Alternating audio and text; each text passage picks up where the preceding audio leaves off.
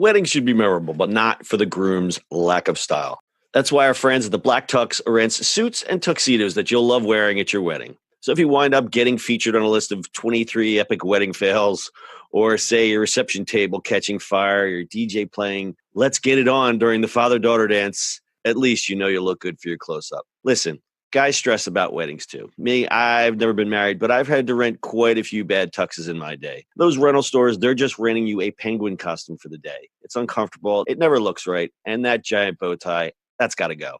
It's a big day. You got to have some style. So go to theblacktux.com. Check out their tuxes. Let me tell you, now you're dressing in style.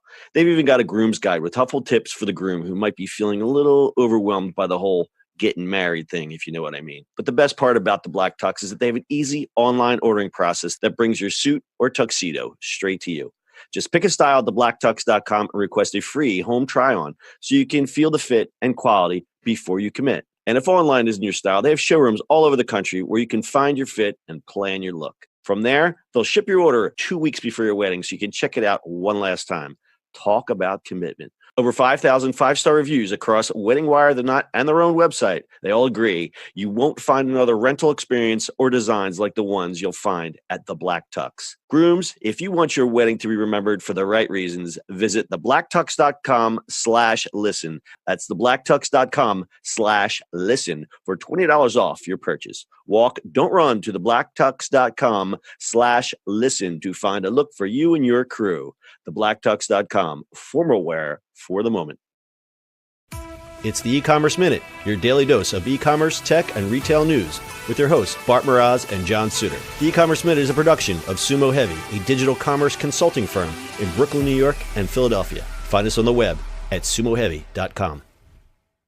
It's E-Commerce Minute, episode 349. In today's episode, Facebook debuts small business pop-ups at Macys. Facebook is opening a series of pop-up stores in select Macys stores this holiday season. They're the latest digital brand to test the waters in bricks and mortar sales and marketing. Facebook organized the 9 pop-up stores to be part of the Market at Macys. The Market at Macys concept debuted earlier this year to provide space and exposure to small brands.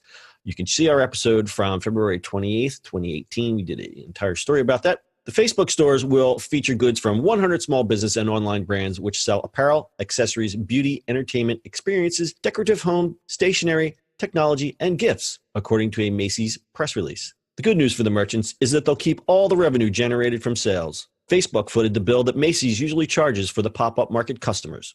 The store's design mimics the Facebook experience by showcasing products in newsfeed post-themed displays, complete with a like button. While Facebook does not take any revenue from the experiment, it could use the exposure to convince small businesses to spend more money advertising on Facebook and Instagram, as well as gathering valuable data about these customers. The 9 pop-ups will operate until February 2nd in the Market at Macys in New York, Pittsburgh, Atlanta, Fort Lauderdale, San Antonio, Las Vegas, Los Angeles, San Francisco, and Seattle. Facebook will also run a big ad campaign of its own in New York City's Grand Central Station for the next 3 weeks to promote the pop-ups, featuring 600 ad units with 36 designs across 115 locations in the public transportation hub.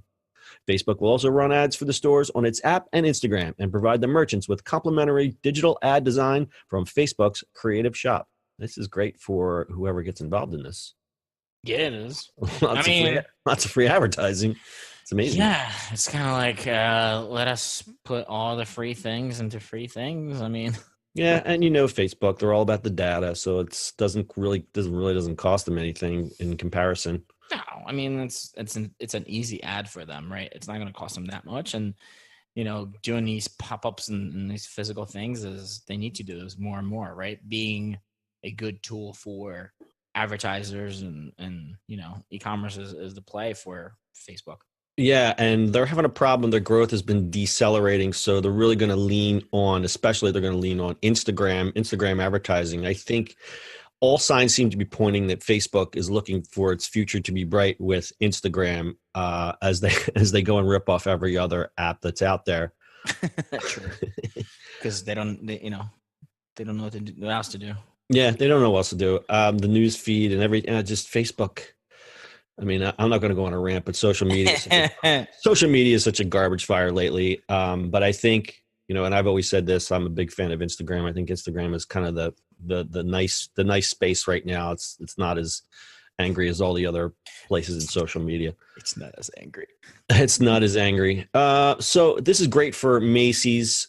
We applauded this when this first came out. They're looking for that experiential retail because we all know that department stores, like people don't want the same old department stores anymore. And Macy's being flexible about their spacing and doing uniqueness, will drive more foot traffic. It's great for these smaller brands because they get good exposure. I really like the Market at Macy's concept, and the fact that Facebook got involved and are helping out these brands is pretty awesome for them.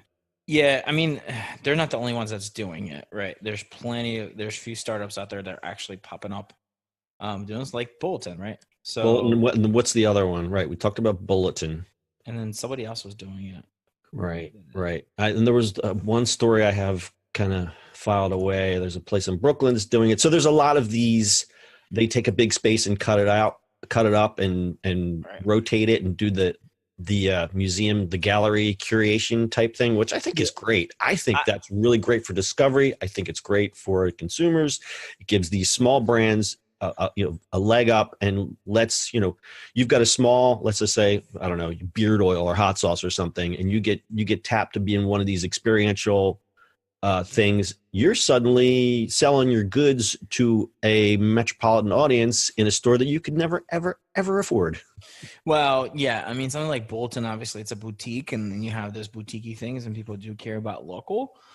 But Facebook is doing it with Macy's, inside of Macy's, especially you doing holidays. That place is crowded like crazy. Yeah, and we talked about like all shelves. And first of all, it's Facebook, right? So everybody's going to go check it out. So whoever is in that store is winning. Oh, yeah.